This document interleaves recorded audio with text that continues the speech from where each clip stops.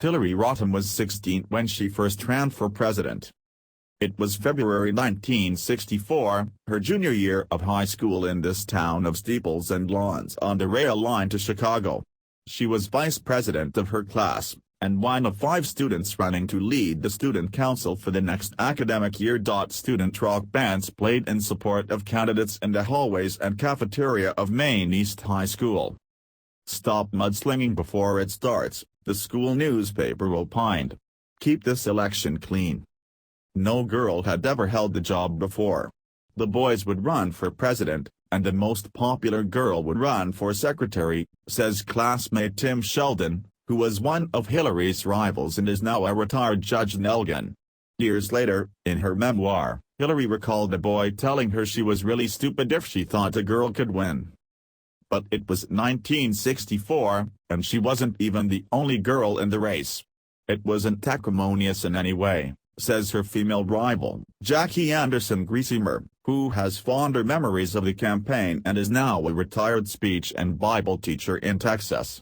"This was the 60s before the 60s got crazy. We just really enjoyed being together. It was a gentle time at Maine East." When Bill and Hillary Clinton emerged in the early 1990s as a national political force, they symbolized a generational shift. Photos of the future first couple from their university years, granny glasses, peacoats, shaggy hair, reinforced an image of the baby boomers ascending to power. But the 1960s that formed Hillary Clinton were more happy days than Easy Rider. It still felt like the 1950s, in some ways.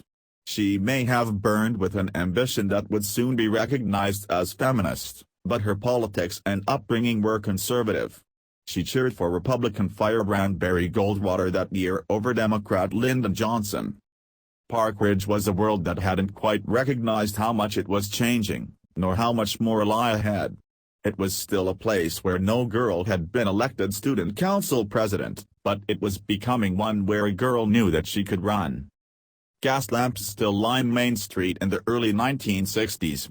Elm trees arched above roads lined with old farmhouses, ranch-style residences and kit houses sold by Sears. Although they weren't wealthy, the Rodhams lived in the country club section of Park Ridge. Hillary had her own bedroom, with yellow walls, pink curtains, wood floors and a sun deck.